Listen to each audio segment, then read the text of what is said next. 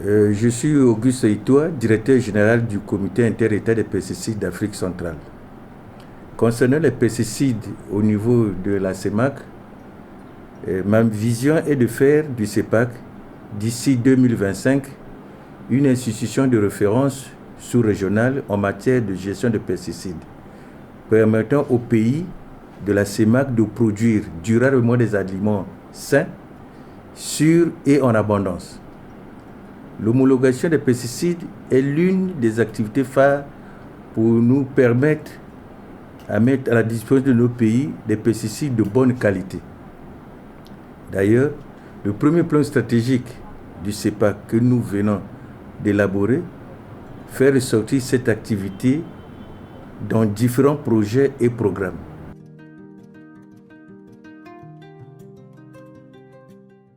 Le CEPAC, Comité inter-État des pesticides de l'Afrique centrale, est une institution spécialisée de la CEMAC consacrée à l'homologation des pesticides de la sous-région CEMAC. La CEMAC, la Communauté économique et monétaire de l'Afrique centrale, couvre 6 pays que sont le Cameroun, le Congo, le Gabon, la Guinée équatoriale, la République centrafricaine et le Tchad. Elle couvre une superficie de plus de 3 millions de kilomètres carrés, dont 17% de terres cultivées, pour une population d'à peu près 50 millions d'habitants. C'est donc une sous-région à fort potentiel de valorisation des terres agricoles. En effet, l'agriculture est le principal secteur d'activité de la sous-région, car elle occupe près de 60% de la population active et contribue à près de 20% du produit intérieur brut de la sous-région. Malheureusement, ces 6 pays de la CEMAC sont des pays à faible revenu à déficit vivrier et sont classés par la FAO parmi les pays africains les plus dépourvus en sécurité alimentaire. Parmi les contraintes qui empêchent une augmentation de la production agricole, il y a la forte diversité de nuisibles, la menace de la sécheresse et l'instabilité de l'activité agricole. Une des méthodes les plus utilisées pour augmenter la production agricole est l'utilisation de produits phytosanitaires ou pesticides. Mais ces produits phytosanitaires sont-ils de bonne qualité ? En effet, si leur gestion n'est pas bien réglementée, ils constituent une menace pour la santé de l'homme et celle de l'environnement. Ajoutez à cela l'insuffisance des législations et réglementations nationales en matière phytosanitaire, l'inexistence de structures d'homologation dans certains États de la CEMAC et les difficultés de contrôle des produits phytosanitaires au niveau national à cause de la porosité des frontières. Tout ceci a amené les 6 chefs d'État en 2007 à s'accorder pour mettre sur pied une structure qu'est le Comité des pesticides d'Afrique centrale, devenu en 2012 Comité inter-État des pesticides d'Afrique centrale, structure entièrement dédiée à l'homologation des pesticides en zone CEMAC pour une homologation commune aux 6 États de la CEMAC. La procédure d'homologation que le CEPAC et les États ont mis en place commence par l'expérimentation, donc les essais du produit qu'on veut autoriser dans la sous-région. Une fois que ce produit est testé dans un centre agréé par le CEPAC, le dossier est donc formulé et composé et déposé donc au CEPAC au niveau du secrétariat. Et après la cotation du directeur général dans les services financiers pour soumettre le produit à la commission de recevabilité qui fait donc le dépouillement. Une fois que le dépouillement fait, si le produit est jugé recevable, il est donc transmis à la commission de planification. La commission de planification se réunit, élabore un planning d'évaluation et transmet donc au niveau des sections qui sont chargées des études, des évaluations. Il y a donc 8 sections qui existent au niveau du CEPAC. Vous avez la section des propriétés physico-chimiques, vous avez la section méthode d'analyse, la section bioefficacité, la section écotoxicologie, la section environnement, la section résidus et la section emballage et étiquetage. Donc, chaque section donne un avis, soit un avis favorable sur un dossier ou un avis défavorable. Et après cette évaluation, Une réunion de comité de direction est organisée, qu'on appelle chez nous ici CODIRTEC.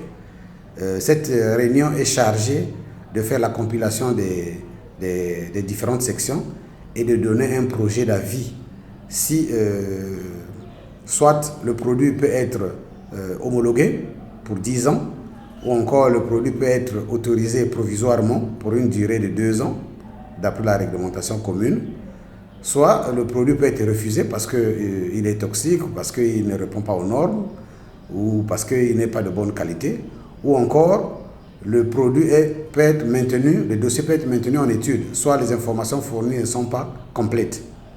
Et une fois que nous avons fini cette réunion de CODITEC, une session d'homologation est organisée ici au CEPAC, mais ceux qui prennent part à cette session, ce sont les représentants des États, donc qui font partie de la commission sous-régionale d'homologation.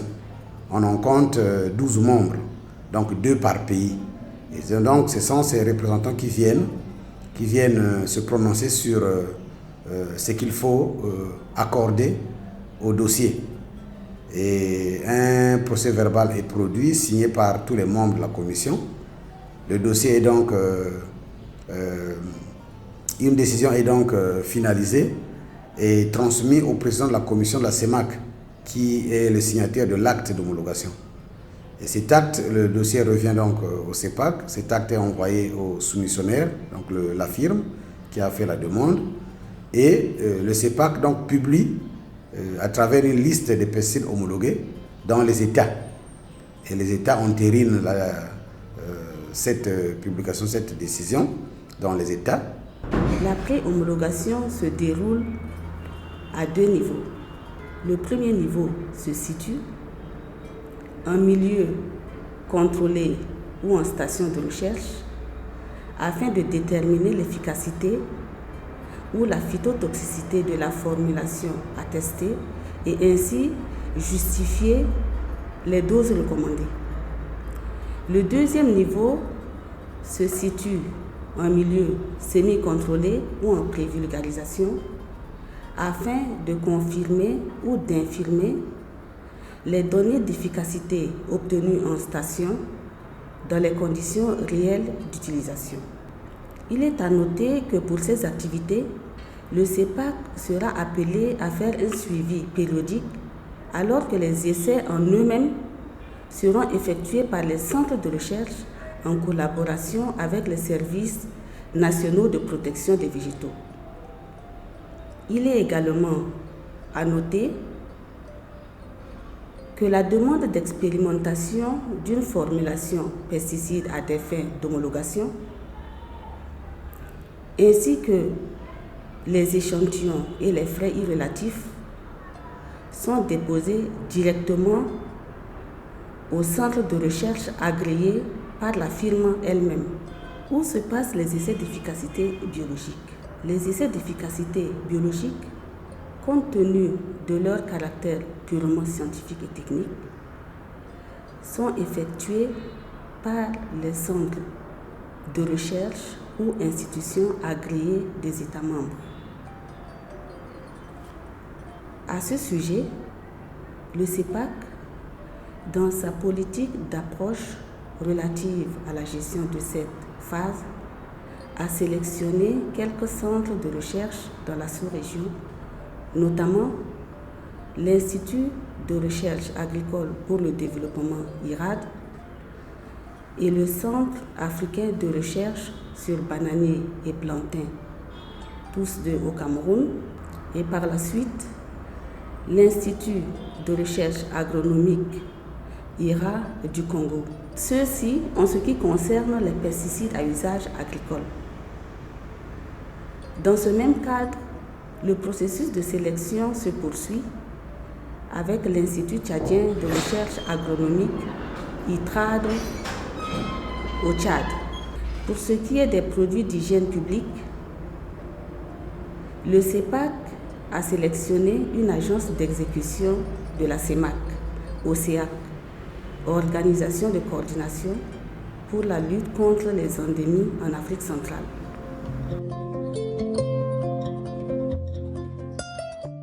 À la direction générale du CEPAC, lors de l'arrivée de la FIM en ce qui concerne le volet de l'homologation des pesticides, une fois que la FIM arrive au CEPAC, il se dirige vers le secrétariat qui, lui, est chargé de la réception des dossiers. En échange à la réception des dossiers, il lui est délivré un document qui lui servira de décharge et de suivi de son dossier lors d'une réclamation quelconque. Après la réception du dossier auprès de la FIM, le dossier est directement envoyé au directeur général qui, lui, à son tour, se chargera de coter le dossier au service concerné.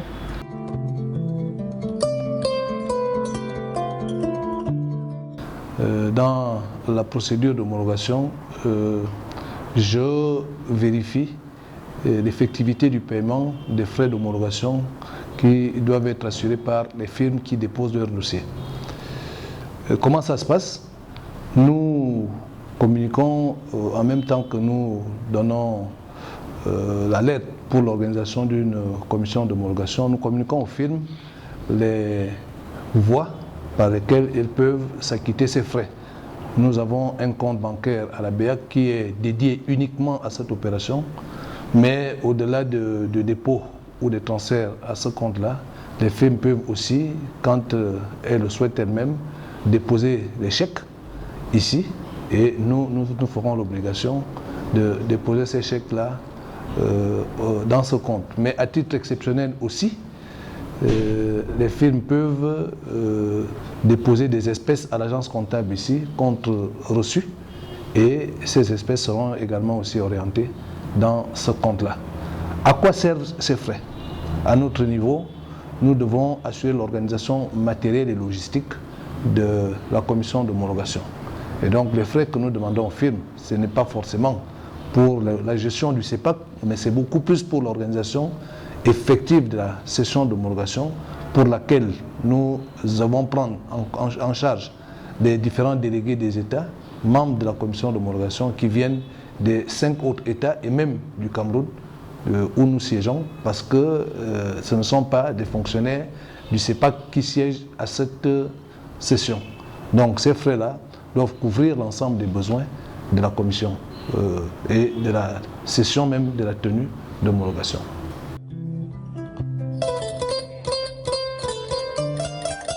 Pour mettre à disposition les pesticides de qualité dans la sous-région, le CEPAC a mis en place une procédure d'homologation qui commence par l'expérimentation, c'est-à-dire que les essais. Une fois que la firme phytosanitaire a fini avec de tester son produit dans un centre de recherche agréé par le CEPAC, le dossier est déposé donc au CEPAC, à la direction générale du CEPAC. Et une fois que le dossier est déposé au secrétariat, il est donc transmis à la commission de recevabilité. Si le dossier est avéré conforme, un accusé de recevabilité est envoyé à la firme dans un délai de 15 jours pour lui notifier si le dossier est jugé recevable ou pas. Et si le dossier est jugé recevable, il va donc à la commission de la planification. La planification donc, va élaborer un planning d'études et cette commission va donc acheminer le dossier dans les sections.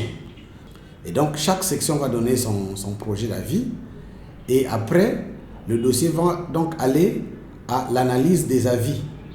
C'est-à-dire qu'une réunion qu'on appelle ici au CEPAC CODIRTEC, c'est une réunion de comité de direction technique qui est chargée de compiler les différents avis des différentes sections et donner un projet d'avis du dossier. Je m'explique. Le projet d'avis qui est donné ici, là, nous avons 4 types de résultats qu'il faut donner à un projet, à un dossier, à une demande d'homologation. Nous pouvons refuser le dossier parce que le dossier, le produit n'est pas bon, ne respecte pas les critères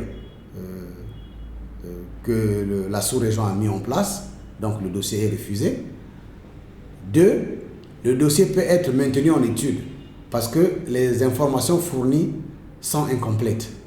Et donc, il va falloir que la firme complète ces informations pour que le dossier soit encore réexaminé à la prochaine session. 3. Le produit peut être homologué, donc pour 10 ans, autorisé à être utilisé dans notre sous-région pour 10 ans. Et enfin, le quatrième résultat, le produit peut être autorisé provisoirement de vente, ce qu'on appelle APV.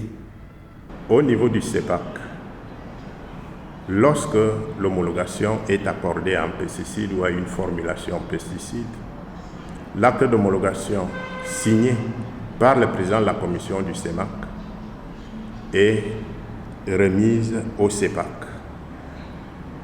Ce même acte est envoyé à la firme qui a sollicité l'homologation. Et ensuite, le produit homologué est inséré dans la liste des pesticides déjà existants et en circulation dans l'espace CEMAC. Cette liste est donc réactualisée et expédiée au sein des États afin qu'ils en prennent connaissance des produits homologués et pouvant être autorisés en circulation dans l'espace CEMAC. Cette liste fera donc au niveau de chaque État, soit d'un autre arrêté, pour qu'il soit publié au sein des opérateurs économiques de la CEMAC. L'État entérine donc cet acte et fait large diffusion auprès de son personnel, c'est-à-dire les ministères de l'agriculture des pays concernés, les services de la réglementation et de contrôle des intrants agricoles, pour que, au moment de l'importation, ils veillent à ce que la conformité des documents, du produit, les numéros d'homologation, soit exactement cela qu'on aura autorisé le jour même de l'homologation. Après quoi, le produit peut être sollicité pour des quantités à utiliser dans chaque État. Chacun des opérateurs économiques, dès lors, peut donc, en s'adressant au ministère de l'Agriculture, proposer à importer le produit en passant bien évidemment par la firme qui l'aura homologué. La phase post-homologation est une phase qui comporte 7 étapes. Ces activités sont regroupées en archivage, en notification, en suivi et évaluation, en appel et contentieux, et bien d'autres étapes que nous allons développer au cours de cet entretien. L'archivage. Les autorités nationales et du CEPAC en charge du dossier homologation doivent s'assurer que les décisions prises, le procès verbal de la commission sous-régionale d'homologation des pesticides en zone CEMAC, les communications écrites sont documentées. La deuxième étape est la notification. Pour une meilleure gestion des pesticides en zone CEMAC, il est important que les États membres signent puis ratifient les conventions internationales et sous-régionales qui régissent le domaine des pesticides. Lorsque la commission sous-régionale d'homologation des pesticides interdit un pesticide, refuse son homologation ou réglemente plus strictement son utilisation pour des raisons sanitaires ou environnementales, les autorités nationales désignées, puis le secrétariat des 3 conventions, à savoir Bâle, Rotterdam et Stockholm, doivent être notifiés de cette décision. Le comité inter-État des pesticides prépare les dossiers d'aide à la décision, les dossiers qui seront étudiés et sur lesquels devront se prononcer la commission sous-régionale d'homologation, qui est composée de représentants de chaque État. Ce n'est qu'à ce niveau que le comité inter-État intervient.